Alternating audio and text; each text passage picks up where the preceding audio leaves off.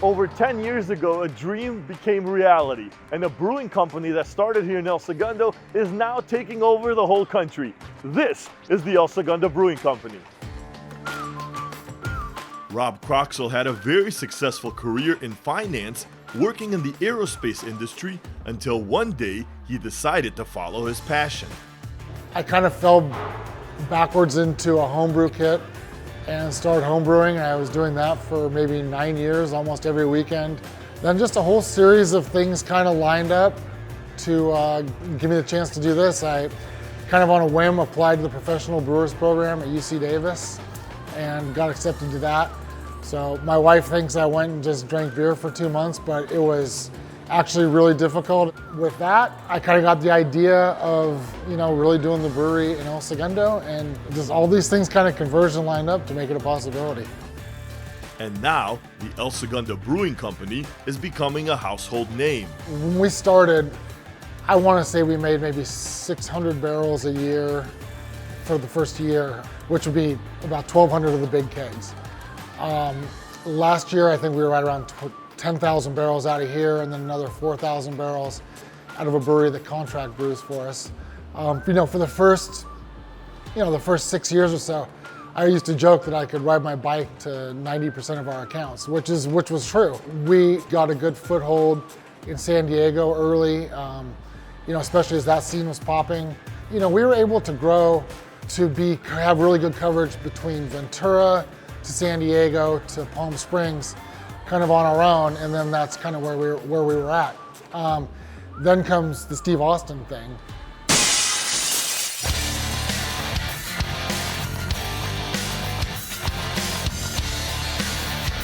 Steve Austin, who has been just the best business partner you could ever imagine. No pressure, he's in it for just the love of the beer and the fun associated with doing a beer. But that's opened so many doors for us now. So we really, we got Southern California on our own, but now with Steve's promotion and the association with him, I think last count we were in 31 states.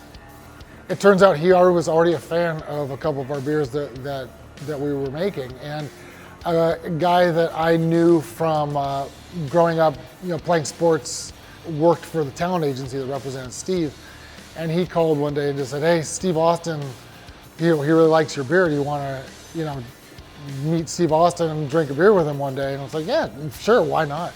So gradually got to know Steve. It was a very organic relationship. We just kind of hit it off. Really down-to-earth, friendly guy who was into beer. And at one point he just approached and just said, "Hey, I was going to do a beer with his brewery in Texas, didn't really like the vibe at the brewery and the beer and all that. So, what do you think about doing a beer?"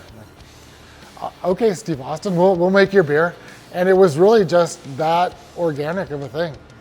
Just like that, a new tag team in the brewing industry was created.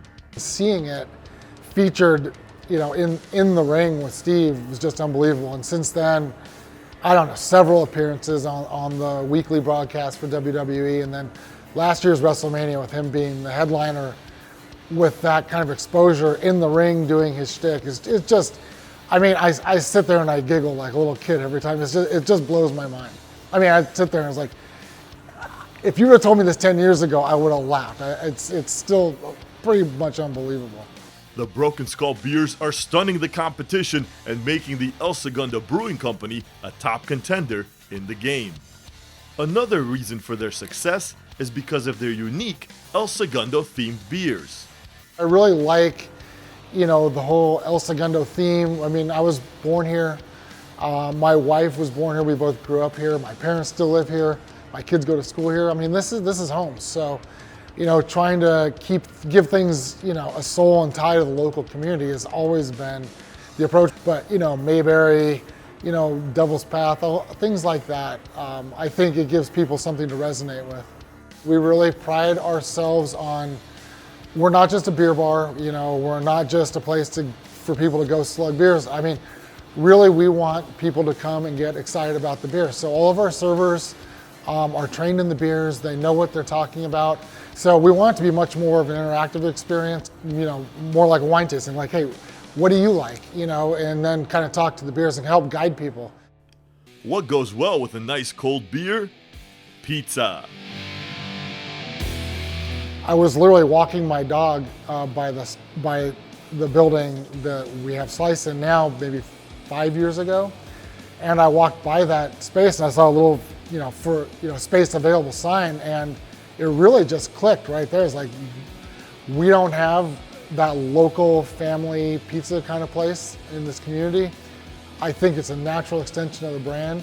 The reason we settled on the name Slice and Pint, for me, it has a little bit of that sort of pub feel, which I grew up in, and I love English style pubs, but it's also just a place to get a slice and a beer.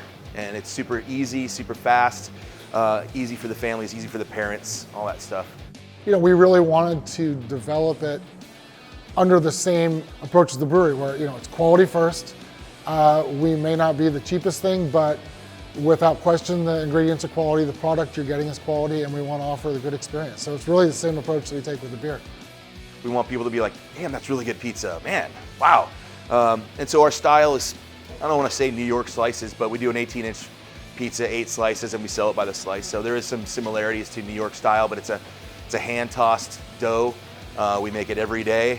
It's a lot of labor, but it's a labor of love, We hang our hat on the dough. And really, the dough is the star of the show without knowing it. You get a slice of pepperoni pizza and you love it, and it tastes great because pepperoni's hard to screw up. But when you taste the dough, you realize, oh, there's something different here. And we spend the time. It's a 2-day fermentation process, and it's a whole package, man. Since we sell food here, we're able to have wine as well, and cider, and things that we don't do at the brewery. So the plan here with the beer program is heavy on the El Segundo beers, but also some interesting things that you might not find at the brewery. Sours, Belgian things, different styles of beer that we don't really get into over there. So that's sort of a fun thing as well. So the beer lover can come and get your Citra and your Mayberry that you've always had, but you can also sort of spread your wings and try some new things. Rob Croxall and his team have created a winning combination: beer and pizza. What more can you ask for?